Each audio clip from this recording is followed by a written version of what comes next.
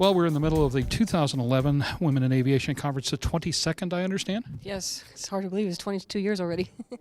Well, one of the things I wanted to start out with is that I was trying to explain this event to a couple of folks who work peripherally in aviation and never seen anything like it, never heard of it before, and explain that there's a spirit and a vibe here that I just don't see anywhere else. What's happening here, and how does aviation, the rest of aviation, get in on this? Well, it is a very enthusiastic crowd, as you said, and I think part of it is the people who are here, they like the fact that they're coming to an aviation event, but they're also very interested in sharing their experiences, trying to help particularly the younger people maybe who are here. And this event brings together different parts of aviation, so you've got people from general aviation, corporate, commercial airline, military, and you don't always get that kind of a mix. Everyone here is here because this is something that they're passionate about what they do, and they like sharing it. And I don't know how much has to do whether it's because it's a lot of females here or not, but there was a reporter who came to our conference about 10 years ago, and he wrote an article when he went home, and he said it's kind of a mix between a religious revival and an Amway convention, that everyone's super salespeople or whatever, but very excited about what they do and like to share that. So. What are the elements of this year's convention? What's unique about this year, and more important, how is the mission for women in aviation being crafted at this point? Well, the theme this year is inspire, innovate, and enthuse. And we've had a little more emphasis, if you will, on innovation this year with some of the speakers. Mark Van Tine with Jepson talking about some of the new developments. And then the next gen panel with the FAA and talking about some of the things that are hopefully happening in the industry. So kind of to emphasize what's new, what's the latest in terms of the technologies and things, which is a little different for us. We don't always get into those kinds of modes. We're very excited that we have so many military folks here at our banquet Saturday evening. The Chief Naval Operations is our banquet speaker, and it's tying in with the 100th anniversary of the centennial of naval aviation. So that's a new experience for us as well. If you own a Cirrus today, or if you are considering the purchase of a new or used aircraft, consider this.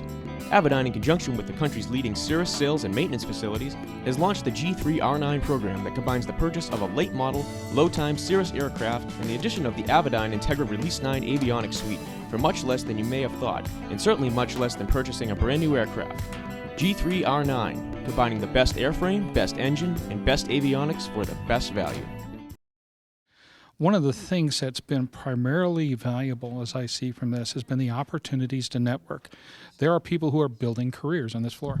That's definitely true. We have not only young people, the college university students, but others who are looking at different opportunities. We have folks in the hall, HR departments who are here looking. We have some preliminary interviews going on in some interviewing rooms.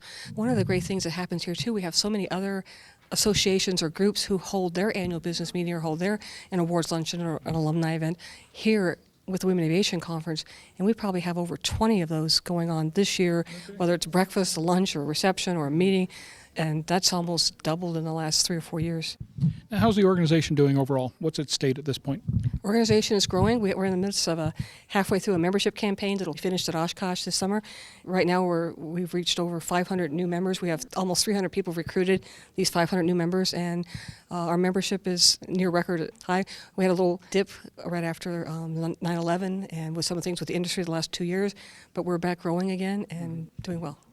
Can we expect any major initiatives or any changes as this industry grows? Do you have anything in mind for Women in Aviation 2016 or 2021? Some of the things that we're looking ahead, we just had a board meeting here this week as well, certainly the international component and how do we best work with that. How do we get the message out, if you will, to women in other countries through the chapters? We have chapters that are started now in Iraq, and it's a combination of American military women and Iraqi women, natives who are there. 2 of them are here at the show this week. But we also have chapters now forming in China, in Nigeria, in England. I mean, it's tremendous. And like I said, for them to experience and see aviation in America and see it maybe in a unique venue through Women in Aviation, they go back to their countries. They are very excited to say there are opportunities there, and it's just kind of creating a snowball effect. And we're also looking, again, more seriously, how do we reach out better to young people? Certainly through the chapter network, and now with 73 chapters, we're reaching young people throughout the U.S. and around the world. But how do we better reach young people, particularly young girls, but we work with boys and girls, to think about aviation, whether it's learning to fly or going into career. We've also been involved with the AOPA training initiative. We were asked to participate in that. Again, how to encourage more women to learn to fly and for those who do start learning to fly, how to keep them in the pilot training process to complete that certificate. Freedom through control.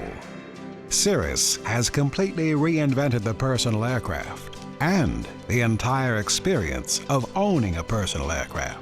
It's a bold new take on private aviation that we call Cirrus Flying 2.0.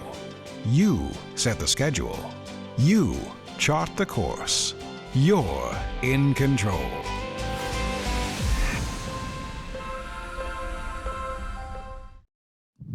One of the things we've had a bit more exposure to this year than we've had in the past has been the scholarship program. How big is this scholarship program right now? This thing's getting gargantuan, isn't it? This week, the total number of scholarships awarded will be right close to $700,000 just over the 4 days of this convention. We will have reached then over $7 million in scholarships we've awarded since we began the scholarship program in 1996. And it's great. We not only have companies who give, individuals who give, in case one Vicky Cruz a memorial scholarship, we have past scholarship winners who have then gone into their career, done well, and now they're providing new scholarships. We have companies now who say, we come to the conference and it's kind of disappointing. Sometimes scholarship winners are announced and they're not there. Well, and sometimes there are extenuating circumstances. They just can't get here because of work commitments or other things.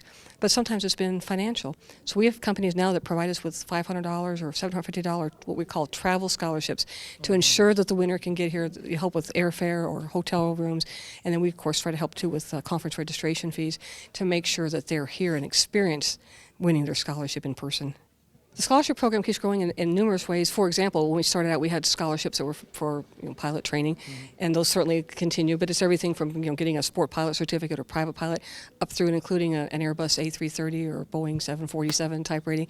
But even beyond that, there are maintenance type of trainings, management, leadership, new creative ones, aerobatic training with a new one's coming in next year for an instrument rating. Pilot Mall added a new one this year for a sort of certificated flight instructor certificate. We had one through Able Flight for someone who maybe has a physical disability to help them learn to fly. So people are being very creative, and a lot of times they approach us and say, do you have a scholarship that would address this particular niche? And if we don't, well, we'll work with them to make it happen. To the folks who are out there, men and women, who aren't aware of the event, may be interested in attending in the future, what kind of invitation and information might you give them to bring them here next year? Well, I say certainly the conference is open, as you said, to men and women. Sometimes I think the name people think, well, it's just for women. But about 14% of the attendees who come every year are men. And again, it's a unique conference in aviation in that it covers a spectrum of all the different parts of aviation, whether you're talking careers or just an avocation, pilots, mechanics or traffic controllers, business owners, the airline industry. You might walk through the exhibit hall and have president of a major airline and also have a general aviation pilot or mechanic walking side by side. I mean, it's just a unique atmosphere. We bring in top industry leaders in our seminars and our workshops, professional development activities. It's just a great place to interact. If you're in aviation, you like aviation, and if you have a passion for aviation, we definitely say this is the place to come.